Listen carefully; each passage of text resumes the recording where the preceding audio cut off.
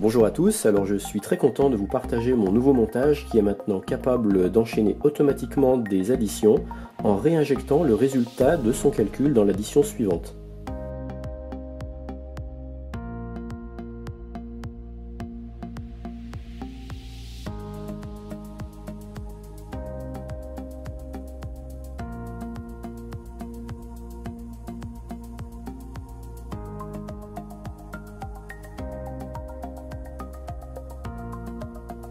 Pour commencer, je vais vous montrer ce montage en fonctionnement en mode horloge plutôt rapide et sans le commenter.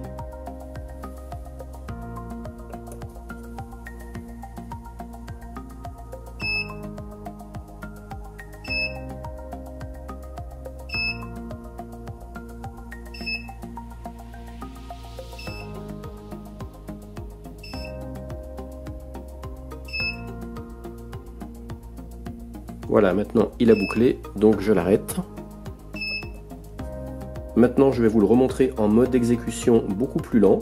Ça va me permettre de vous commenter chaque étape. Et puis en dernière partie de cette vidéo, pour ceux que ça intéresse, j'aborderai la partie vraiment technique du montage. Je vais mettre un condensateur de plus grande capacité pour ralentir l'exécution des instructions. Les LED bleus vont matérialiser les 10 étapes de commande, ça sera un peu comme les pas de mon programme. Je commence par faire un master reset qui va réinitialiser le séquenceur et mes 3 registres. Alors pas numéro 1, le data in est relié au bus. Donc là j'ai une valeur de 1 en valeur binaire 0001 que j'envoie dans le bus. Pas numéro 2, le bus va être relié au registre A qui va stocker la valeur binaire 1. Il l'affiche ici et il prépare la première addition, 1 plus 0 puisque j'ai 0 dans le registre B. Pas numéro 3, il m'affiche l'addition et il la stocke dans le registre C, ce qui fait que maintenant j'ai 1 dans le registre C. Pas numéro 4, il va renvoyer la valeur du registre C dans le bus. Donc les LED matérialisent l'état binaire des valeurs. Pas numéro 5, le bus envoie sa valeur dans le registre B qui la stocke et qui l'affiche ici. Et ça nous prépare la seconde addition, 1 plus 1. Et le pas numéro 6 va afficher l'addition et stocker la valeur dans le registre C, qui s'affiche ici aussi sous forme binaire 0010. Pas numéro 7, le registre C est renvoyé dans le bus.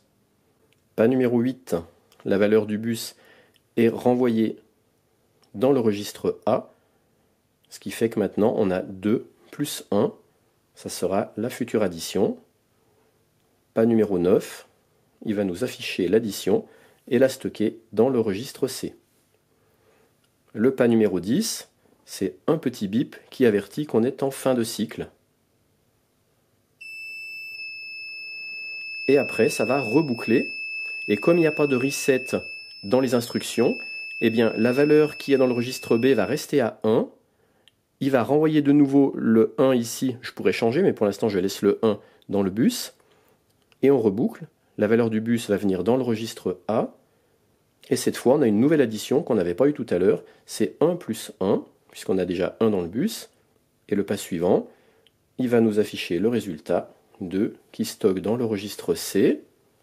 À nouveau l'étape d'après, le registre C est renvoyé dans le bus, donc là maintenant on a 2 dans le bus. L'étape suivante, la valeur du bus est renvoyée dans le registre B. Donc maintenant on a 1 plus 2 qui nous prépare la future addition. L'étape suivante, il nous affiche le résultat de l'addition, 3, et vient la stocker dans le registre C. L'étape d'après, il va renvoyer le registre C encore une fois dans le bus. On a le 3 en binaire qui s'affiche, 0011. L'étape suivante, la valeur du bus est envoyée dans le registre A qui la stocke. Elle s'affiche ici. Et maintenant, on a 3 plus 2. L'étape d'après, il va nous afficher le résultat. 5. Et il le stocke dans le registre C. Et l'étape suivante, on va avoir une fin de cycle, un coup de buzzer. Alors maintenant, on a 2 dans le registre B. Donc là, il va tout recycler, mais avec cette fois, la valeur 2 pour démarrer dans le registre B. Donc il renvoie de nouveau le 1 dans le bus. Donc là, je pourrais très bien changer et mettre 2 par exemple. Mais pour l'instant, volontairement, je reste à 1 pour bien dérouler tout le process. Donc on a 1 dans le bus, il va l'envoyer dans le registre A. Donc là maintenant, la première addition du cycle, c'est 1 plus 2. Il va afficher 3, qui va stocker dans le registre C. Voilà, 3, on a 3 dans le registre C. Le registre C repart dans le bus.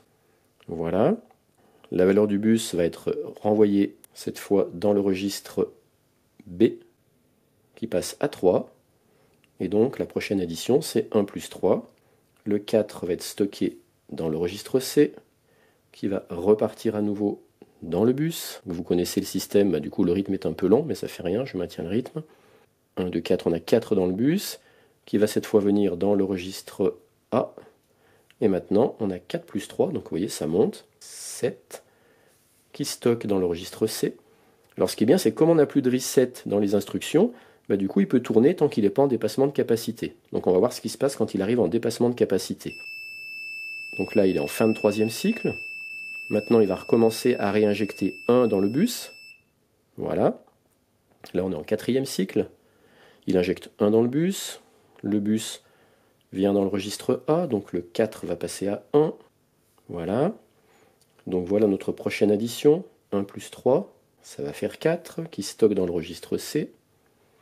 Ensuite, le registre C repart dans le bus. Volontairement, je maintiens mon condensateur qui fait un rythme lent, comme ça on est sûr de pouvoir tout expliquer.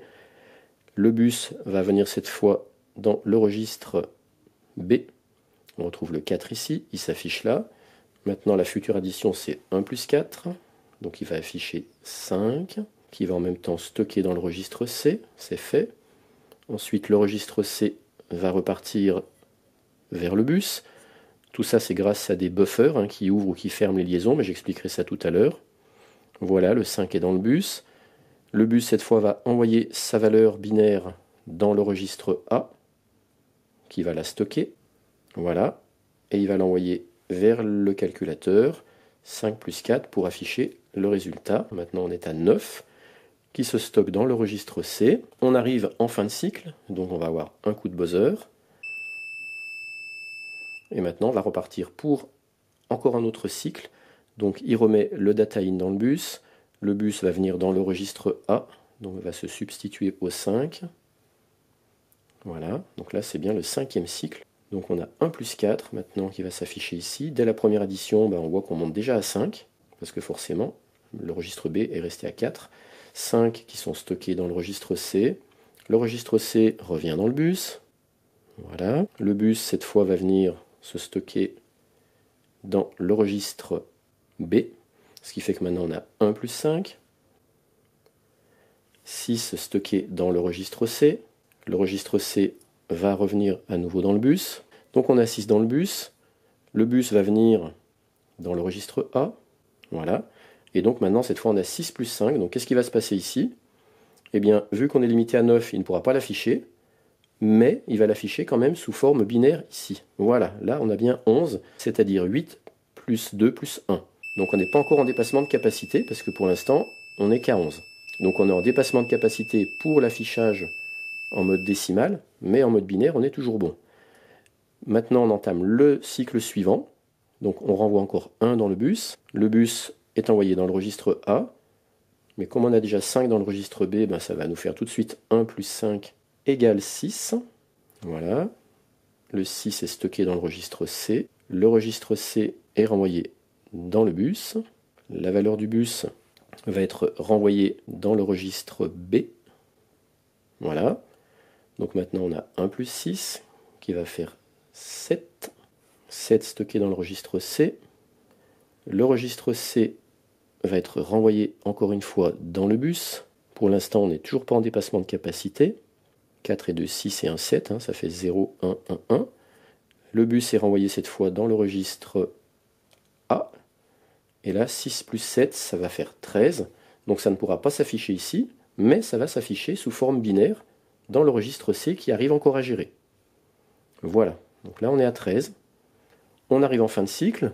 Donc cette fois, le cycle suivant, on va démarrer avec un registre B qui est déjà à 6. Au pas numéro 1, on renvoie 1 dans le bus. Le bus va venir dans le registre A. Donc on aura 1 plus 6. Mais ce qui est bien, c'est que du coup, c'est toujours des additions différentes, parce que pour l'instant, ça tourne. 1 plus 6.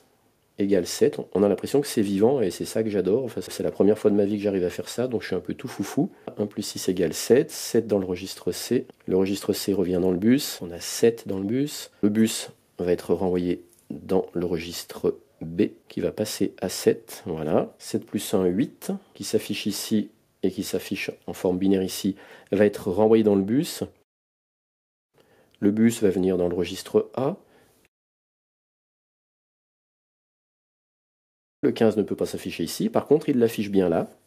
Donc là, il a pu encore l'afficher. On arrive en fin de cycle, donc c'est pas encore là qu'on est en dépassement de capacité. On voit que là on a 1, 1, 1, 1, donc ça fait bien 15.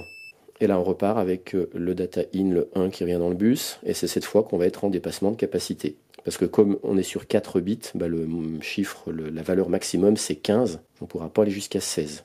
Donc le 1 est renvoyé dans le registre A, donc là on a tout de suite 1 plus 7 qui va faire 8, 1, 0, 0, 0. Je rappelle, le poids faible, le bit de poids faible il est à droite et le bit de poids fort il est à gauche. On se retrouve avec le registre C dans le bus, donc 8, qui va être injecté dans le registre B qui va passer à 8. 1 plus 8, ça va faire 9. Donc là, pas de souci, pour l'afficher. Voilà. Le 9 est stocké dans le registre C. Et c'est là que ça va coincer. Le registre C va être envoyé dans le bus. Et là, le bus va vouloir envoyer 9 dans le registre A. Et ça ne va pas passer. Et du coup, ça va tout réinitialiser. Voilà. Tout ça grâce à la broche Carry Out de mon calculateur que je suis venu relier à un transistor qui va piloter mon master reset. Et grâce à ce master reset, j'ai tout remis à zéro, mes registres, mais également les cycles du CD 4017. Donc c'est pour ça que tout peut repartir à zéro. Pour que ça aille plus vite, je vais remettre un condensateur de plus petite capacité. Et par exemple, au lieu de rentrer 1 dans le data in, je vais rentrer la valeur 2. Et là, du coup, à chaque fois, on repart de 2. Donc on monte beaucoup plus vite dans les tours. Donc on atteint plus vite le dépassement de capacité.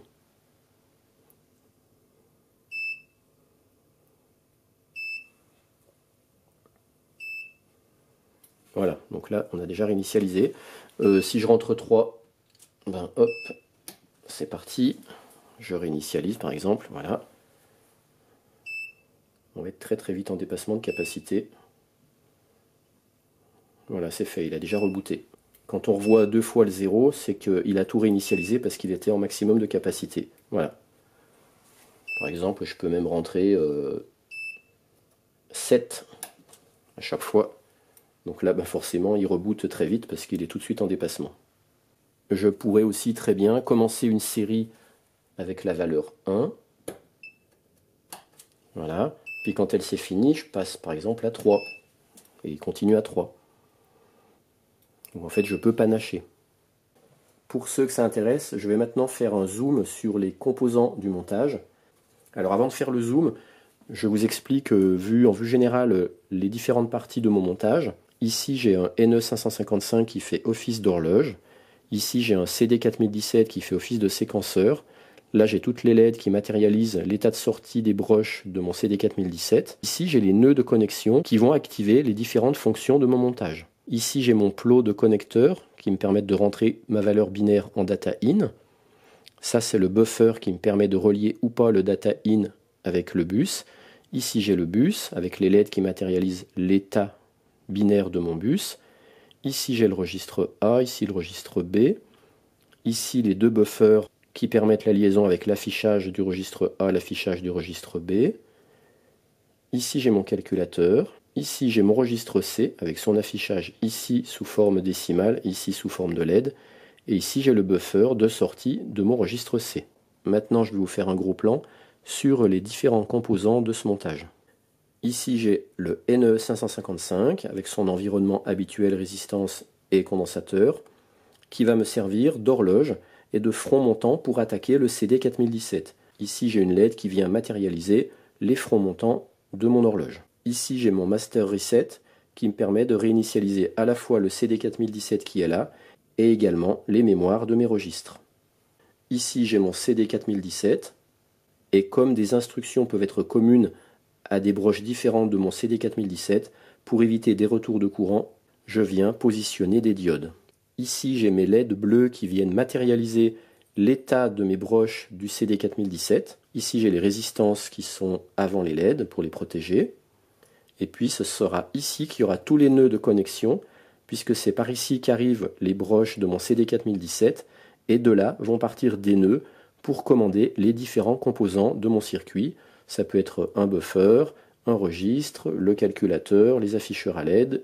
Je dois passer par une porte non pour réinitialiser mes 3 registres, parce que mon master reset, il envoie un front positif, un signal haut, puisqu'il faut un signal haut pour réinitialiser le CD4017. Mais par contre, pour faire la fonction clear sur les registres, il faut relier leur broche clear au ground. Vu que je ne pars que d'un seul signal haut, pour obtenir un signal bas, je passe par une porte inverseuse, donc une porte non. Ici, j'ai mon bloc d'interrupteur Pico pour me permettre d'entrer une valeur binaire dans le circuit. C'est en manipulant les petits picots qu'on peut programmer la valeur data in qu'on va rentrer dans le bus pour la première fois. Là, par exemple, j'ai 0011, donc c'est la valeur 3 qui s'affiche ici. Et puis ici, j'ai le buffer du data in. C'est le buffer qui va permettre au data in d'être relié au bus ou pas. Donc en envoyant une instruction sur le buffer, ça va mettre en liaison les plots du data in avec le bus. Et puis quand je viens enlever l'instruction de connexion, le data in ne sera plus relié au bus. Ici, j'ai mon bus data. C'est un bus qui va transporter que des données. Donc c'est pour ça que c'est un bus data, c'est pas un bus d'adressage. Pour l'instant, je ne sais pas du tout faire ça. Et l'état de mon bus est matérialisé grâce à ces 4 LED. Donc à droite, c'est le poids faible, donc c'est 2 puissance 0, donc ça fait 1. Ici, c'est 2 puissance 1, ça équivaut à 2. 2 puissance 2, ça équivaut à 4. Et 2 puissance 3, ça équivaut à 8. Donc là, par exemple, il est en train de manipuler la valeur 3. Ici, j'ai mon registre A, dont l'état est affiché sous 2 formes, sous forme binaire avec ses LED, et sous forme décimale ici avec cet afficheur à LED 7 segments. Au-dessus, j'ai le registre B avec également double affichage sous forme binaire ici et sous forme décimale ici. Pour gérer la partie affichage décimal, eh bien, je récupère les valeurs des registres à travers ces buffers, je les renvoie sur ces 2 décodeurs BCD, donc j'en ai un ici pour cet afficheur, un sous le plus pour cet afficheur. Bien sûr, il faut des résistances de pull-down un peu partout. Pour l'addition, j'utilise un 4008BE qui, sur ses broches d'entrée, va recevoir les 4 bits du registre A et les 4 bits du registre B. Et en sortie, il va me faire l'addition. Cette addition, il va l'envoyer dans le registre C et il va également l'envoyer sur le décodeur BCD pour faire l'affichage numérique de son résultat. Et puis la valeur binaire du registre C va s'afficher également ici sous forme de ces LED. En sortie du registre C, j'ai un buffer qui fera que le registre C est en liaison ou pas avec le bus, en fonction de la commande que j'enverrai sur le buffer. Sur mon 4008BE, je viens récupérer la broche de Carry Out et je la renvoie vers un transistor qui va commander, piloter un master reset quand le calculateur aura atteint son dépassement de capacité. C'est-à-dire quand il sortira un résultat supérieur à 15. Ce qui fait qu'à chaque fois qu'il aura un résultat qui trouvera supérieur à 15, il va commander un master reset qui va réinitialiser tout le montage qui repart à 0. Pour alimenter tout mon circuit, j'utilise une alimentation Gopher que je viens régler sur une tension de à peu près 5,6 volts. Le maximum de consommation que j'ai mesuré, c'est à peu près 120 mA. C'est surtout les LED qui vont consommer du courant, les autres composants consomment très peu de courant. Voilà, on arrive à la fin de cette vidéo. Alors je vais en profiter pour remercier une nouvelle fois Valérie Marzelin qui m'a donné un très bon conseil parce qu'à un moment, dans mes étapes de montage, je manquais de pas, j'avais pas assez de pas, et mon premier pas c'était un reset. Et Valérie m'a dit, mais ce que tu devrais faire, c'est le reset, le faire manuellement, comme ça tu fais un master reset en dehors de tes instructions, et du coup ça te permet de gagner un pas. Et non seulement ça m'a permis de gagner un pas, mais surtout ça me permet maintenant que mon montage reboucle quasiment à l'infini, grâce en plus au carry out qui réinitialise quand il est en dépassement de capacité, là je peux maintenant laisser tourner mon montage perpétuellement. Donc encore un grand merci à toi Valérie. Et puis à un moment pareil, ça merdait, j'avais des faux contacts et tout. Il m'a tout de suite donné un très bon conseil, il m'a dit vérifie tes masses. Donc effectivement, j'ai vérifié mes connexions et pof, tout d'un coup ça s'est mis à remarcher. Tout ça grâce à lui parce qu'effectivement j'avais une masse défaillante. Donc encore un très grand merci à toi Valérie. Et là, juste pour le fun, je viens de remplacer le condensateur, j'en ai mis un beaucoup plus petit, de 4,7 microfarad. Et c'est là qu'on voit la puissance de l'électronique, puisque même à des vitesses incroyables, les calculs se font. Donc là, on reste sur des vitesses hyper lentes par rapport à des ordinateurs. Je suis peut-être sur une fréquence de 20 Hz, mais on voit que c'est déjà rapide et que ça ne l'empêche pas de calculer à toute vitesse, quoi. Donc c'est là qu'on comprend la puissance de calcul des ordinateurs qui sont à des fréquences de plusieurs gigahertz. C'est incroyable. C'est là qu'on comprend à quel point un ordinateur peut être puissant de par sa rapidité. Voilà, c'est sur ce sapin de Noël que je termine cette vidéo. Je vous souhaite à tous un joyeux Noël et de bonnes fêtes de fin d'année. Allez, prenez soin de vous. Ciao!